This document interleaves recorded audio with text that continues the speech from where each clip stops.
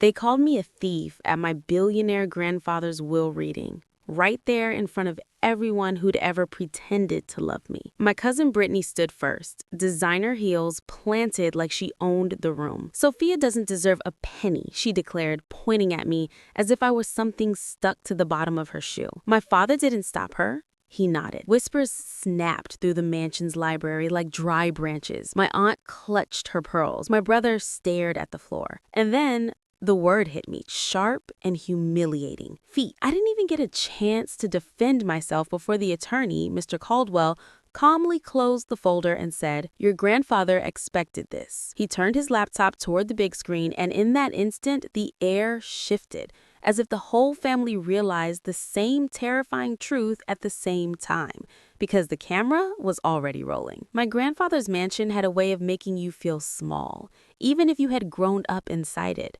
On the day of the will reading, the library looked like it belonged in a museum.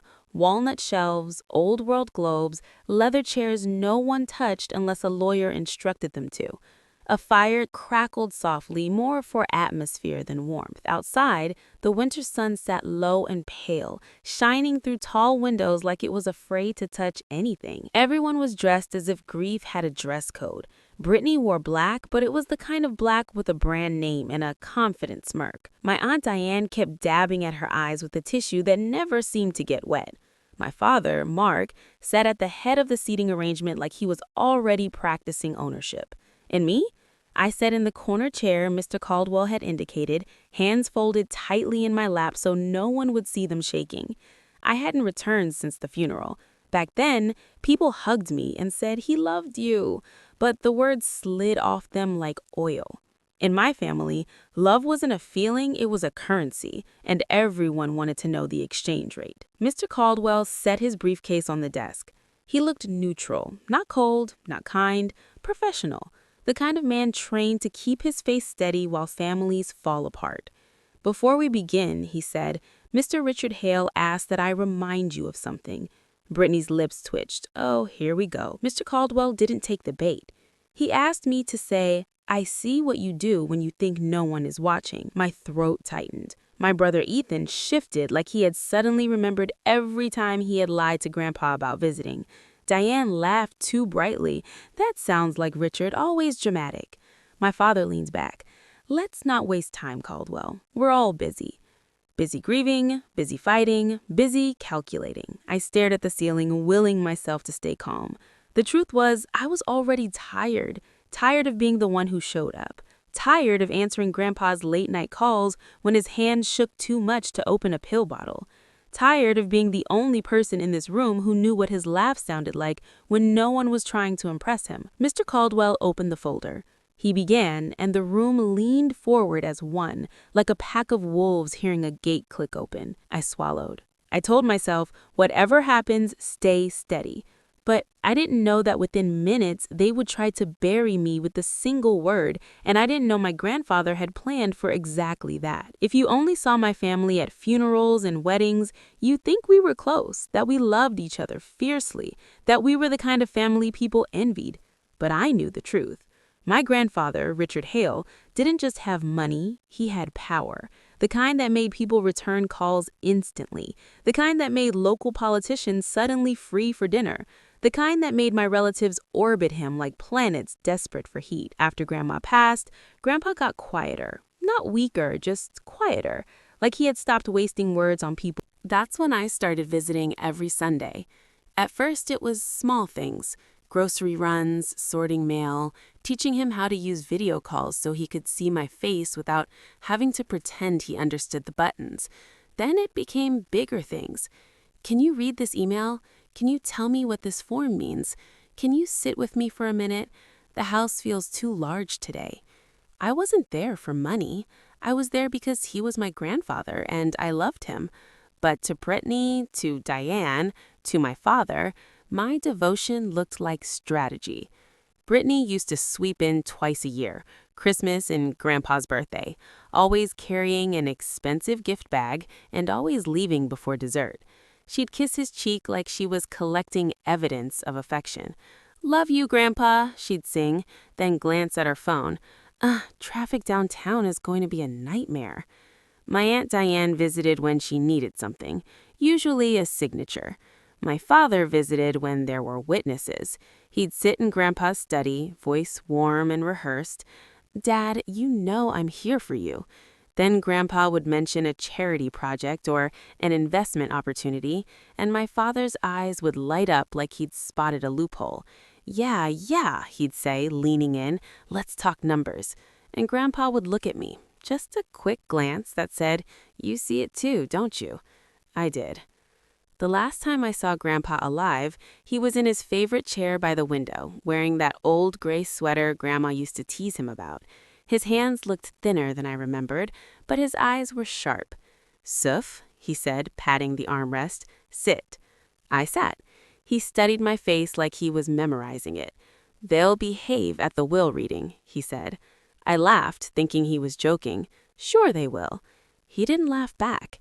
Then he said softly, "People don't become greedy after someone dies. They just stop pretending." I felt my stomach dip. "Grandpa, don't." He lifted a hand. "Promise me something, anything. When they come for you," he said, voice calm as glass, "don't fight them the way they want. Don't scream, don't beg, don't plead." I frowned. "Why would they come for me?" His gaze didn't move. "Because you're the one who was here, and in their minds, that means you must have taken something." I opened my mouth. He leaned closer, barely a whisper. "Let the truth do the talking." I remember thinking, he's tired, he's imagining problems. But on the day of the will reading, sitting in that library full of polished wood and polished smiles, I realized my grandfather wasn't imagining anything. He was predicting, and he was preparing. Mr. Caldwell adjusted his glasses and began. "To my son, Mark Hale," my father straightened, shoulders back, like the words were applause, "I leave the sum of $200,000 and my father's pocket watch." My father blinked. 200. Brittany's head snapped toward him, eyes narrowed. Diane's lips parted slightly. Ethan's brows lifted. My father tried to smile. "That's generous," Mr. Caldwell continued before anyone could argue. "To my daughter, Diane Hale, I leave my Aspen cabin for her personal use for 5 years, at which point it will be sold and the proceeds placed into the Hale Community Trust." Diane's face froze, like her skin couldn't decide between outrage and panic. 5 years? She repeated, too loudly. Mr. Caldwell's pen paused over the paper. "Yes." He moved on to my grandson, Ethan Hale. Ethan sat up, hopeful. "I leave $30,000 and my record collection on the condition that he completes his degree and maintains employment for 12 consecutive months." Ethan's mouth opened, then closed. He wasn't offended. He was exposed. My cousin Brittany kept tapping her nails against her clutch. Tap, tap, tap. Like time was something she owned. "That's insulting." Mr. Caldwell turned another page. "The remainder of my estate," the room held its breath, "including my primary residence, all remaining financial assets, and the contents of my private security vault." My heartbeat thudded in my throat. Who would it be left to? Brittany shot to her feet so fast her chair scraped against the floor. "No," she said sharply. "Before you say it, everyone needs to hear the truth." My father didn't tell her to sit. He watched her like a man watching a tool he planned to use. Brittany pointed at me, arms stiff. "Sophia doesn't deserve a penny." Diane gasped theatrically. "Brittany, honey, no." "I'm done pretending," Brittany snapped. "We all know what's been happening." Mr. Caldwell lifted his eyes, calm and patient, like he had been waiting for this exact moment. Brittany's voice rose. "Grandpa's things started disappearing months ago. The diamond cufflinks, the watch collection, that signed baseball, and guess who was here every single week?" Her finger didn't move. It stayed locked on me like a laser. My stomach turned cold. My father finally spoke. "Brittany," he said, voice measured. "Let her talk." He sounded generous, but his eyes said something else. "Go ahead, Sophia. Make it worse for yourself." I looked around the room. Ethan wouldn't meet my gaze. Diane's mouth tightened, her disappointment already forming, like she had decided my guilt before the evidence arrived. Brittany's smile sharpened.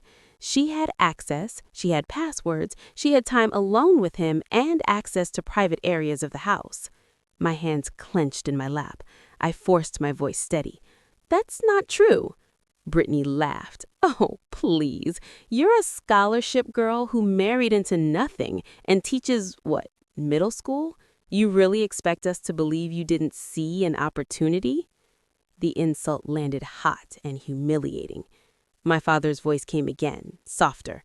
"Sophia, did you take anything from your grandfather?" It wasn't a question, it was a trap, and the room leaned in to watch me fall into it. I stared at my father like I didn't recognize him. "Dad," I said carefully, "you know me." He didn't answer. Brittany crossed her arms. "Say it louder. Tell everyone you didn't take anything." My Aunt Diane stood shaking her head, like she was devastated. "Sophia, sweetheart, if you made a mistake, now is the time to confess." Confess, like the word itself could make the lie real. My cheeks burned. "I didn't take anything. I helped Grandpa, that's all." Brittany scoffed. "Right, you helped." Then she turned to the room like she was presenting a case. "Let's be logical. Grandpa kept valuables in the house, items started disappearing. Who had consistent access? Sophia." My father nodded slowly. "It's concerning." "Concerning?" I echoed, a bitter laugh threatening to escape. "That's your word? Concerning?" Ethan finally spoke. "Soph, did Grandpa ever give you permission to take anything?" I stared at him. "No. And if he did, why are you asking like I'm guilty?" He flinched. "I'm just trying to understand." Diane sighed, hands clasped. "Sweetheart, this isn't personal. It's about the estate. If items are missing, it affects everyone." There it was. Not grief, not trust, not family. The estate. Brittany tilted her head. "Also, funny thing, someone from my friend group said they saw you at an—" "She doesn't deserve a penny," she repeated louder. "And if Grandpa left her anything, we contest the will. We argue he was manipulated." Diane gasped. "Manipulated, Richard? Impossible!"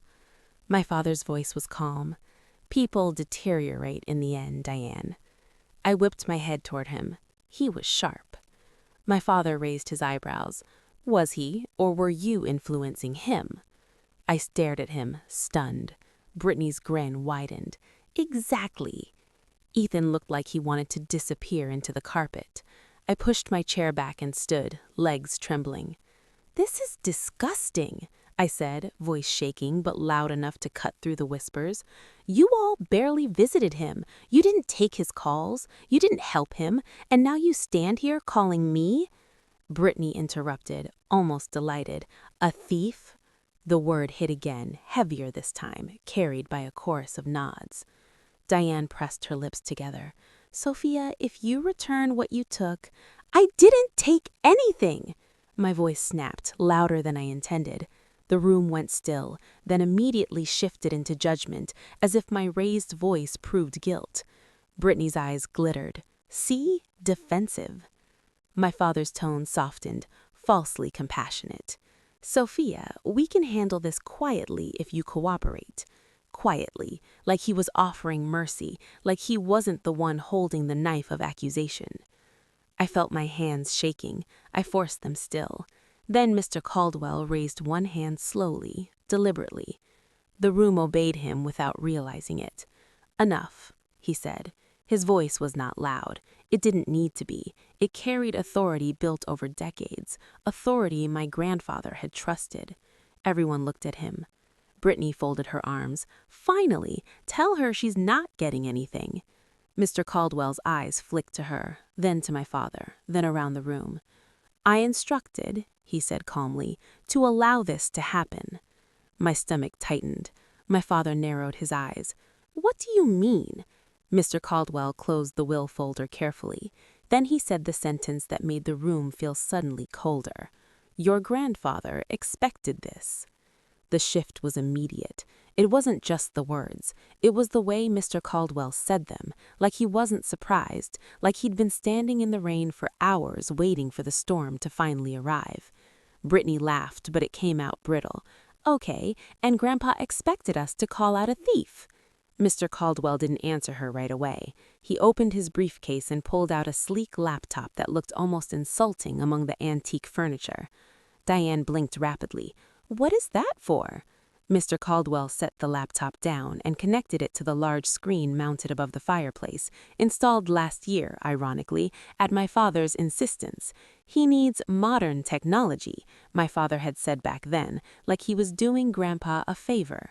Now he stared at the cables with a look that wasn't curiosity, it was fear. I felt my pulse hammering. Mr. Caldwell? He glanced at me, and for the first time that day his expression softened. Sophia, he said gently, your grandfather asked me to tell you you did exactly what you were supposed to do. I swallowed. What does that mean? Brittany snapped. Don't talk to her like she's a victim. My father's voice sharpened. Caldwell, he was paranoid. Old people get paranoid. My father's gaze snapped to Brittany. Stop talking. Brittany's mouth opened, then shut. For the first time, she looked uncertain. Mr. Caldwell turned back to the will folder and read slowly, clearly.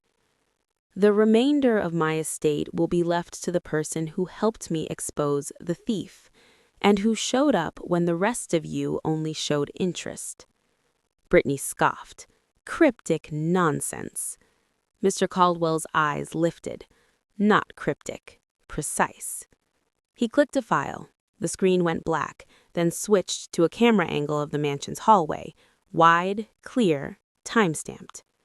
My throat tightened as I recognized the view. That was the hallway outside my grandfather's private study. This footage is from 3 months ago, Tuesday, 2:18 p.m. Tuesday. I would have been at school teaching. On the screen, the front door opened and Brittany walked in, not in a holiday outfit, not dressed for a family visit. She moved fast, head down, hood up, like someone entering a place they didn't want to be seen. Diane gasped, a small, strangled sound. Brittany! Brittany's voice cracked. That's not... The camera angle switched to another room, my grandfather's study.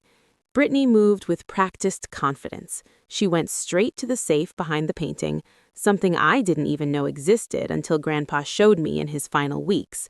She opened it with a code she should not have had. My father's face went rigid. How did she... Brittany spun toward him, desperate. Dad! He ignored her, eyes locked on the screen. On the video, Brittany pulled out a velvet pouch. She dumped the contents onto the desk, watches, cufflinks, a gold... He was paranoid. Old people get paranoid. My father's gaze snapped to Brittany. Stop talking. Brittany's mouth opened, then shut. For the first time, she looked uncertain. Mr. Caldwell turned back to the will folder and read slowly, clearly. The remainder of my estate will be left to the person who helped me expose the thief, and who showed up when the rest of you only showed interest. Brittany scoffed. Cryptic nonsense. Mr. Caldwell's eyes lifted. Not cryptic, precise. He clicked a file. The screen went black, then switched to a camera angle of the mansion's hallway, wide, clear, time-stamped. My throat tightened as I recognized the view. That was the hallway outside my grandfather's private study. This footage is from 3 months ago, Tuesday, 2:18 p.m. Tuesday. I would have been at school teaching. On the screen, the front door opened and Brittany walked in, not in a holiday outfit, not dressed for a family visit. She moved fast, head down, hood up, like someone entering a place they didn't want to be seen. Diane gasped, a small, strangled sound. Brittany! Brittany's voice cracked. That's not...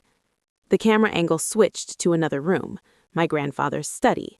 Brittany moved with practiced confidence. She went straight to the safe behind the painting, something I didn't even know existed until Grandpa showed me in his final weeks. She opened it with a code a code she should. On the screen, Brittany sipped coffee like she wasn't planning to destroy me. "What about Ethan?" she asked. My father smirked. "Ethan will follow the crowd. He always does." My brother's face crumpled. Brittany asked, "And if Caldwell tries something?" My father leaned back. "Caldwell works for Dad, not her."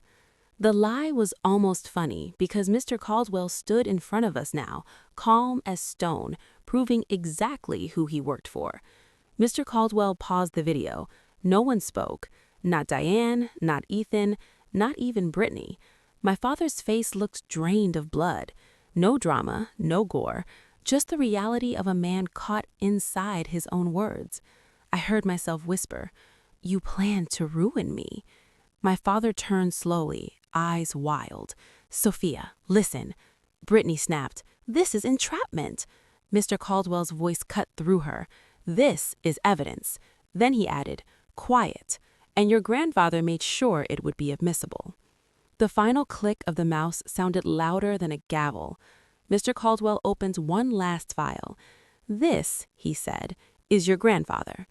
The screen changed to my grandfather sitting in his favorite chair, the same chair by the window, same gray sweater. He looked older than I remembered, but his eyes were sharp, unmistakably Richard Hale. He stared straight into the camera, like he was staring straight through us. "If you're watching this," he said, voice calm, "then I'm gone." Diane let out a small sob that sounded more like guilt than grief. My grandfather continued, "I want to start with something simple. I loved my family. I loved you all. But love does not excuse betrayal." Brittany's knees seemed to wobble. She gripped the back of a chair. My father's jaw clenched so tight I could see the muscle jump. Grandpa's gaze didn't waver. "For months, items have disappeared from my home. I knew who took them." Brittany shook her head. "No." Grandpa raised a hand in the video, as if he could silence her across time. "And I knew what you planned to do next," he said. My throat tightened. He turned his eyes slightly, like he was looking at me. "Sophia," he said softly, and I felt something in my chest break open. "You showed up." My eyes burned. "You showed up when I was lonely, when I was frustrated, when I was learning how to live in a world that moves faster than an old man's hands." A small smile flickered on his face. "You never asked me for money. You never asked me for favors. You asked me if I'd eaten. You asked me if I'd slept. You asked me if I wanted tea." He paused, breath steady. "That's why you will have what you need to build the life you told me you dreamed about." I heard Brittany whisper, frantic, "He can't." Grandpa's voice sharpened. "To the ones who took from me," he said, "and then tried to take something worse, Sophia's reputation, hear me clearly." The room felt like it was shrinking around us. "Greed doesn't start in your hands," he said. "It starts in the stories you tell yourself to justify what you do." My father's face contorted. "Dad?" I whispered. Grandpa kept going. "Mark, Brittany, you thought you were clever." Brittany flinched at hearing her name from the dead. "You thought you could create a villain so the family would rally around you. You chose." Brittany's breath hitched, as if she'd been handed a lifeline and was afraid to grab it. Grandpa's voice remained firm. "The person who denies, threatens, or attempts retaliation will meet the full weight of the law." Retaliation? My skin prickled, because even now, even with the evidence on the screen, I could feel my father's anger like heat. Grandpa's expression softened again. "Sophia will receive the estate, including the mansion, the financial assets, and the private vault. She will also receive the support of my legal team to ensure she is protected. This is not charity. This is justice." Diane collapsed back into her seat, whispering, "Richard." Grandpa's eyes held the camera. "To the rest of you, if you want to be in Sophia's life, you will show up, not with demands, not with excuses, but with effort." Then he smiled, small, almost mischievous. "One last thing," he said. "Sophia." My breath caught. "In the vault is a letter for you. It includes a plan. We discussed your community scholarship program. You told me you wanted to help kids who feel invisible, who are underestimated." Tears fell freely. "Now you can do it," Grandpa said gently, "and you won't do it alone." The video ended. The screen went black, and for a moment no one moved. Brittany's voice broke the silence, thin and furious. "This is insane! I'll sue!" My father rounded on Mr. Caldwell. You're going to hand everything to her over a video?" Mr. Caldwell's tone remained neutral. "Over evidence? Over a will? Over the law?" Then he added, looking directly at my father, "And over your own recorded confession." My father's eyes snapped to me. I expected hatred, but what I saw was panic, because he knew the game was over, and suddenly, for the first time in my life, I wasn't the one trapped. He was. The next minutes felt unreal, like the world had slowed down to force every consequence to land properly. Mr. Caldwell closed the laptop with a quiet click. "I'm going to be very clear," he said. "This is not a family debate. This is a legal matter." Brittany took a step forward, her voice high. "You can't just—" "Yes," Mr. Caldwell said calmly, "I can." He pulled out another document, thicker than the others. "Mr. Hale's will contains a morality clause," he explained. "Any beneficiary who steals from him, conspires to commit fraud, or attempts to frame another beneficiary forfeits their inheritance." 8. Diane stared at her hands, shaking. "Mark, tell me this is a misunderstanding." My father swallowed. "Diane, shut up." Ethan flinched at the harshness. Brittany's face twisted. Fine, I'll return it. I'll return everything. Just don't call the police." Mr. Caldwell nodded once. "Cooperation will be noted." Then he turned slightly toward the door. "Detective Rivera," he called. My breath caught. The door opened, and a woman stepped in plain clothes. Calm eyes, a posture like she'd seen every kind of liar 1,000 times.